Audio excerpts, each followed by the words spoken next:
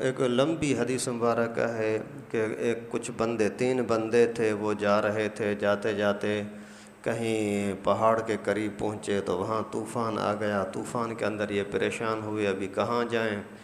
ان کو کوئی غار نظر آ گئی، سارے غار میں چھپ گئے، اور اللہ کی قدرت جیسے اندر گئے تو بڑا ایک پتھر طوفان کے اندر یعنی گرتے گرتے اسی غار کے دہانے پر، منہ پر آ کر پڑ گیا۔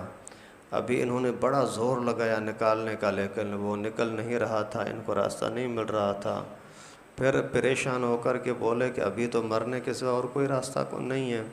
پھر وہاں بھی ان لوگوں نے اپنے اعمال کے وسیلے سے دعا مانگی، اللہ تعالیٰ نے وہ دعا قبول فرمائی۔ مختصر آپ کو تینوں کی وسیلہ بتاتا ہوں کہ کیا۔ ایک بندہ ان میں سے یہ تھا جس نے بولا، اے اللہ تو جانتا ہے کہ میں نے اپنے ماں باپ کی بڑی خدمت کی ہے، میرے ماں باپ کمزور ہو گئے لیکن اس کے باوجود میں ان کی خدمت کرتا رہا۔ ایک دن ایسا بھی آیا کہ میں بکریاں شکریاں چرانے کے لیے گیا، واپسی آتے ہوئے مجھے کافی دیر ہو گئی۔ جیسے ہی گھر پہنچا تو امی ابو سو گئے تھے۔ اس کے بعد میں ان کی خدمت میں کھڑا رہا۔ بچے بھی بھوکے تھے، وہ بھی دودھ مانگ رہے تھے، لیکن میں نے بولا کہ نہیں، پہلے امی یا ابو، اس کے بعد میں بچوں کو پلاؤں گا۔ کافی دیر کے بعد جیسے ہی ان کی آنکھ کھلی، میں نے ان کو دودھ پلایا، پھر میں نے بچوں کو پلایا۔ یا اللہ، یہ جو میں نے والدین کی خدمت کی تیرے رضا کے لیے کی، یا اللہ اسی عمل کے صدقے ہماری اس مصیبت کو ٹال دے۔ تو وہ تھوڑا سا پتھر ہٹ گیا۔ دوسرے بندے نے دعا کی کہ اللہ، میں ایک مرتبہ میں نے کسی کو مزدور کو مزدوری پہ لگایا اور اسی نے مزدوری کی، پھر اسی نے مجھ سے مزدوری لی نہیں اور چلا گیا۔ میں نے اسی کے پیسوں کو پھر کاروبار میں لگا دیا، جانور وغیرہ خریدتا رہا، پیسے بڑھتے رہے، جانور بڑھتے رہے۔ آخر کئی سالوں کے بعد وہ بندہ آیا، بولا یار مجھے تو اپنی مزدوری دے دو۔ تو میں نے بولا یہ سارے جتنے بکریوں کے جانوروں کے ریوڑ ہیں یہ سارے لے جا۔ اس نے بولا یار میرے ساتھ مذاق نہ کر، میرا حق مجھے دے دے۔ تو میں نے کہا کہ نہیں بھائی، یہ جتنا کچھ کمایا ہے تیرے پیسوں سے کمایا ہے، اس وجہ سے یہ سارا تیرا ہے، تو لے جا۔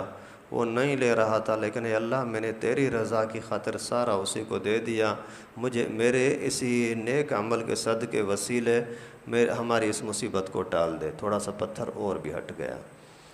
اچھا، آج کل کے زمانے میں بہت سارے لوگ حرام پیسوں سے کاروبار شروع کرتے ہیں، چوری کا پیسہ، ڈاکے کا پیسہ، سود کا پیسہ، اسی سے کام شروع کیا، پھر آگے چل کر کے ان کا پیسہ حلال اور کاروبار جائز بھی ہو جاتا ہے، لیکن شروعات کے پیسے حرام ہوتے ہیں۔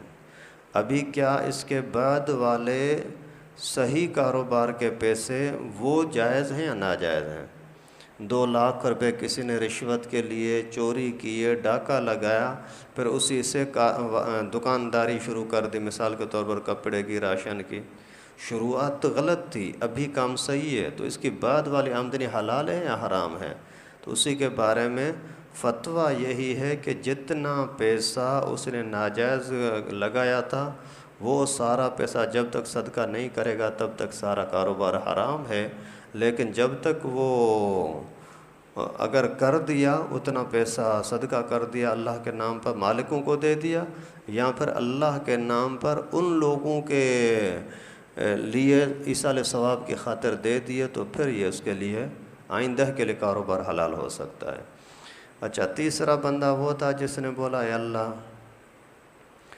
میری ایک کزن تھی، بڑی حسین تھی، میں اس پر بڑا عاشق تھا، بہت اس کو اپنی طرف مائل کرنا چاہا لیکن وہ مائل ہو نہیں رہی تھی۔ آخر مجبور ہو کر کے حالات کی تنگی کی وجہ سے میرے پاس آئی کہ میری مدد کر، پھر میں نے وہی اس کے ساتھ برائی کرنا چاہی لیکن وہ راضی نہیں ہو رہی تھی۔ جب حالات کی وجہ سے بہت مجبور ہوئی تو پھر اسی نے رضا ظاہر کی کہ ٹھیک ہے، میں تیرے لیے اپنے جسم کو حاضر کرتی ہوں۔ اور اس کے بعد پھر وہ اور میں مکمل تنہائی میں آ گئی، اکیلے آ گئی، کوئی اور رکاوٹ نہیں تھی۔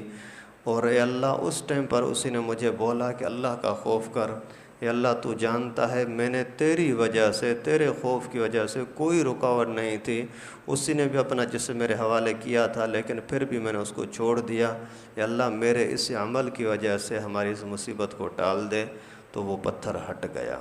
تو اس طرح سے وسیلے سے دعا کرنا احادیث مبارکہ سے ثابت ہے اور آدمی کر سکتا ہے۔